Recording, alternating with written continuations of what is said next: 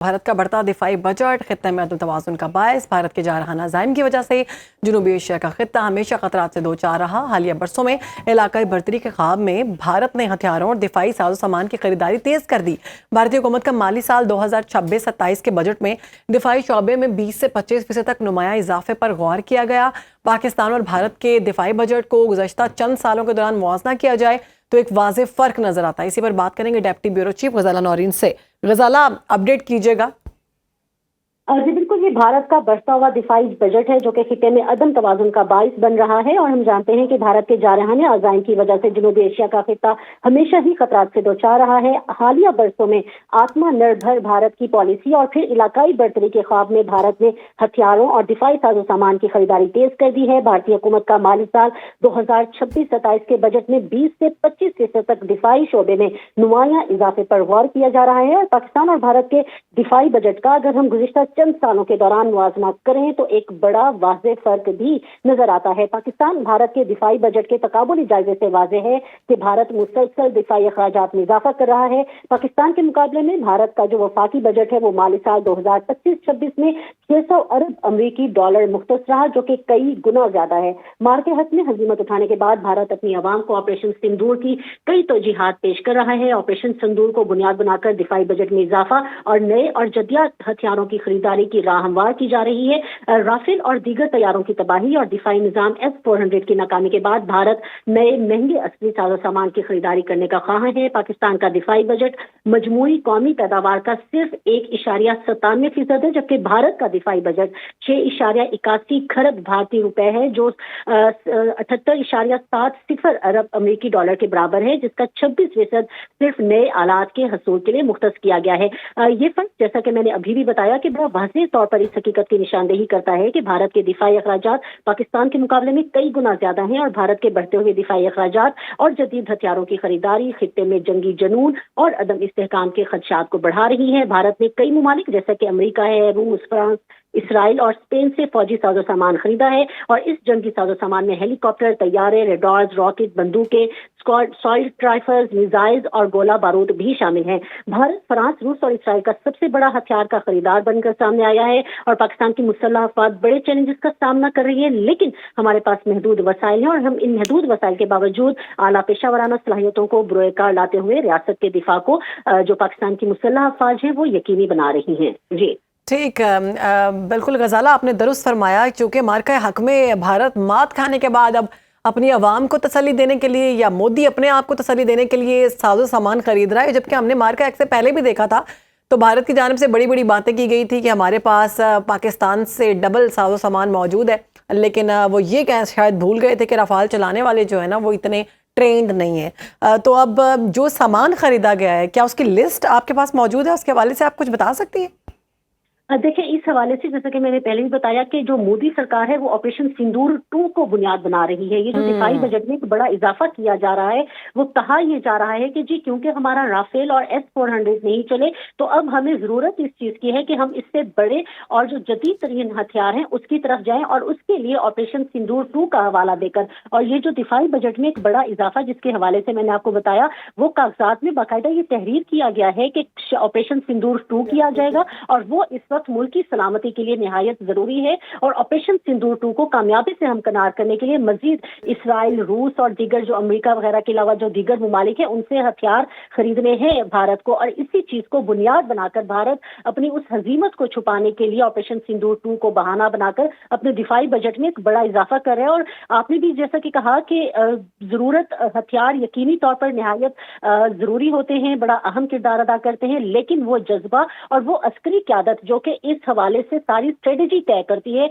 वो निहायत अहमियत की हामिल है। तो सवाल वही है कि पाकिस्तान अगर उनके मुकाबले में कई गुना कम दिफाई बजट देकर, मैंने इससे कबल भी आपको फिगर्स के जरिए बताया है कि पाकिस्तान का दिफाई बजट कहां पर है और भारत का फिर कहां पर है। और आप ये देखें कि पाकिस्तान को हमारे सरहदों पर हर लम्हा भारत की शक्ल में एक ऐसे दुश्मन का सामना है जिसका जो मौजूदा वजीर आजम है, जिसकी मौजूदा सियासी क़यादत है, वो अपने जंगी जुनून की वजह से ही दुनिया भर में जानी जाती है। तो ऐसे एक जंगी जुनून की वाले सियासी क़यादत के होते हुए अपने सबसे बड़े और अजली दुश्मन का मुकाबला करने के लिए न सिर्फ ये कि हमारा दिफाई बजट बहुत कम है, लेकिन उस दिफाई बजट कम हथियार के साथ हमने ये साबित किया कि آپ کی جو خاص طور پر عسکری قیادت ہو، اس کی اسٹریٹجی ہو، اگر اس کا ویژن ہو، اور اگر آپ کے پاس ان ہتھیاروں کو چلانے کے لیے ویسے جوان اور آفیسرز ہوں جو الحمدللہ ہماری پاک فوج میں اس وقت موجود ہیں، تو آپ اپنے سے کئی گنا بڑی عزت دے سکتے ہیں. لیکن بہرحال ہمیں ان لوگوں کے منہ پر ان لوگوں کے لیے ایک سوالیہ نشان ضرور ہے جو کہ وقتاً فوقتاً پاکستان کے دفاعی بجٹ کے حوالے سے سوالات اٹھاتے رہتے ہیں کہ آپ یہ دیکھیں کہ جو آپ کا ازلی دشمن ہے، جہاں پر ایک ایسی سیاسی قیادت موجود ہے جو کہ دن رات خدا نہ خواستہ آپ کے ملک کو تباہ و برباد کرنے کے خواب نہ صرف دیکھتی ہے بلکہ بیان بھی دیتی ہے، اور اس حوالے سے اپنے ان خواہشات کو بیان بھی کرتی رہتی ہے. تو ان کا مقابلہ کرنے کے لیے آپ کی جو فوج ہے ان کے پاس کتنا کم دفاعی بجٹ ہے، اور پھر بھی یہ ایسے لوگ موجود ہیں جو کہ اس کم دفاعی بجٹ پر بھی سوالیہ نشانات اٹھاتے رہتے ہیں. تو اس وقت سب سے اہم بات یہ ہے کہ بھارت اپنا دفاعی بجٹ کس طرح سے بڑھا رہا ہے، اور پھر اس صورت میں جبکہ انہوں نے کچھ ماہ قبل ایک بڑی شکست کا سامنا کرنا پڑا جس کی دنیا بھر میں گواہ. بالکل ٹھیک ہے، غزالہ ہمارے ساتھ ہی رہے گا، اسی موضوع پر بات کریں گے. ہمیں جوائن کیا ہے سینئر تجزیہ کار ہے رانا کیسر صاحب. رانا صاحب، حالیہ برسوں میں علاقائی برتری کے خواب میں بھارت نے ہتھیاروں اور دفاعی ساز و سامان کی خریداری تیز کر دی ہے. بھارتی حکومت کا مالی سال 2026-27 کے بجٹ میں دفاعی شعبے میں 20 سے 25% تک نمایاں اضافہ سامنے آیا ہے. کیسے دیکھتے ہیں آپ اس کو؟ کہ دفاعی جو اس کی ضروریات اس حوالے سے جو اپنا بجٹ بڑھا رہا ہے، تو اس کا نتیجہ تو ساری دنیا نے دیکھا کہ 10 مئی کو جو اس کا حال ہوا، اس کی جو برتری کا خواب تھا وہ چکنا چور ہو گیا. تو دیکھیں اس خطے میں ہمیشہ سے بھارت نے عدم توازن پیدا کیا، اور آرمز ریس ہمیشہ بھارت نے شروع کی، اور وہ ایک برتری کا خواب ہمیشہ دیکھتا رہا. جیسے میں نے کہا کہ وہ خواب تو چکنا چور ہوا، اور نیچرلی پھر پاکستان جو ہے اپنے دفاع کے لیے اقدامات کرتا ہے. اور پاکستان کا جو ایک نظریہ ہے اس حوالے سے کہ یہ ہم ایگریشن نہیں کریں گے، لیکن ایگریشن کا جواب پھر ہم بہت شدت سے دیں گے، اور وہ ہم نے دیا. تو پاکستان اپنی ضروریات کے حوالے سے اس معاملے میں اپنی دفاعی جو ضروریات اس کو پورا کرنے کے لیے آگے بڑھتا ہے، ایکوائر کرتا ہے ایکوپمنٹ بھی. لیکن انڈیا ایک برتری کے حوالے سے اس خطے میں بڑا بننے کے لیے، لیکن اس کے خواب کبھی بھی پورے نہیں ہوئے. تو دیکھیں یہ ایک آرمز ریس ہے، اور اس کی ایک ریزن ہے کہ اس خطے میں جو ان ریزالوڈ ایشوز ہیں، جو آؤٹ اسٹینڈنگ ایشوز ہیں، وہ ریزالو نہیں ہو رہے. خاص طور پہ کشمیر جو کہ ایک unfinished agenda of the partition ہے، جس پہ پوری دنیا بھی خاموش ہے. یعنی UN کا رول آپ کے سامنے ہے، جو بڑی طاقتیں ہیں، امریکہ ہے، برطانیہ ہے، ان کا بھی خاص طور پہ ایک رول ہمارے سامنے ہے کہ انہوں نے کوئی خاطرخواہ اس کی طرف توجہ نہیں دی اور اس معاملے کو ریزالو کرنے کی رانا صاحب ہمارے ساتھ ہی رہے گا. ہمیں جوائن کیا ہے بریگیڈیئر ریٹائرڈ مسعود خان صاحب نے. بریگیڈیئر صاحب، بھارت کی جانب سے ہم دیکھ رہے ہیں کہ دفاعی ساز و سامان جو ہے اس کی خریداری تیز کر دی گئی ہے، اور جو بھارتی حکومت کا مالی سال 2026-27 کا جو بجٹ ہے، دفاعی بجٹ، وہ بہت زیادہ کیا گیا ہے. نمایاں طور پر ہم دیکھ رہے ہیں کہ پوری دنیا سے بھارت اور مودی کو صرف ایک ہی چیز ہے کہ وہ زیادہ سے زیادہ جنگی ساز و سامان خرید رہے ہیں. تو کتنا خطرناک ہے خطے کے لیے یہ؟ جی ہاں، دیکھیں کہ ایک خطے کے لیے تو بڑا خطرناک اس لیے بھی ہے کہ اس سے ایک آرمز ریس ہوگی.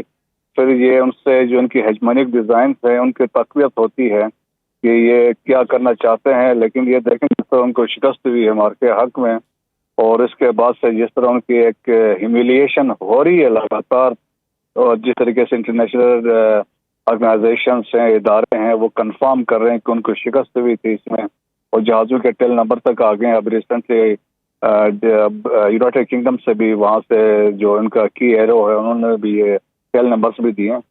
تو پھر اندر سے اپوزیشن بھی بات کر رہی ہے، تو ان کے لیے ایک بڑا ڈسگریسفل قسم کے ماحول میں ابھی وہ بی جے پی سرکار رہ رہی ہے. سو دیر فور ان کی کوشش یہی ہے کسی بھی طریقے سے وہ سائٹ یا سو کال ہے اس کو سالوج کیا جا سکے، اور فار دیٹ کی جس طریقے سے انہوں نے کنٹینیوس ایکسرسائزیں کی ہم نے دیکھی، اور پھر اس میں فیلڈ ایکسرسائزیں ویپنز اینڈ اکوپمنٹ کے ساتھ بھی کیا. اور اس کے بعد سے اب جو ہے دے آر پلاننگ کی جو آلموسٹ جو تقریباً جو 93,000 کروڑ روپے ہیں جو انڈین کرنسی میں کے جو بنتے ہیں وہ اسپینڈ کیے ہیں دی لاسٹ 7 months. تو آپ امیجن جس تیزی کے ساتھ یہ ویپنس، اور جس میں جہاز بھی ہیں، ہیلی کاپٹرس بھی ہیں، میزائلس بھی ہیں، راکٹس بھی ہیں، وہ لے رہے ہیں. فرانس سے بات چیت چل رہی ہے ان کی، اسرائیل کے ساتھ ان کی بات چیت ہو رہی ہے، رشیا کے ساتھ چیزیں لے رہے ہیں. تو ایک خطے میں ایک ایسے حالات پیدا کر رہے ہیں جس میں ایک آرمز ریس بھی ہو سکتی ہے، اور سیکنڈ پاکستان کے پاس پھر ڈفرینٹ آپشن سے بڑے محدود ہو جاتے ہیں. تو پاکستان کے پاس یہی آپشن ہے. پاکستان دیکھیں ہم اس سے انڈیا کے ساتھ کمپیٹ تو ایز پر ڈیفنس بجٹ اس کا ہم نہیں کر سکتے. $80 بلین کا بجٹ ہے، پاکستان کا $9 بلین. اور تو پھر پاکستان کے آپشنز دیکھے گا دوسرے ہم کہ ہم کیا اسٹریٹجک ہم آپشنز پہ جائیں، اے سیمیٹریکل جو آپشنز ہے وہ دیکھے، جو انکنونشنل مینز ہوتے ہیں. تو میرے خیال میں پھر ہمیں وہی آپشنز رہتے ہیں. لیکن پاکستان میں دیکھیں کہ بات امپورٹنٹ یہ ہے، آپ جتنے مرضی ویپنس لیں، جہاز لیں، لیکن ان کو اگر آپریٹ کرنے والے وہ ٹھیک نہ ہو، پروفیشنل نہ ہو، تو پھر تو ان سے کوئی فرق نہیں پڑتا. It is main behind the گن جو زیادہ میٹر کرے گا. ٹھیک ہے، بہت شکریہ. ہمارے ساتھ موجود ہے بریگیڈیئر ریٹائرڈ مسعود خان صاحب. غزالہ نورین اور رانا کیسر اس سارے معاملے پہ گفتگو کر رہے تھے.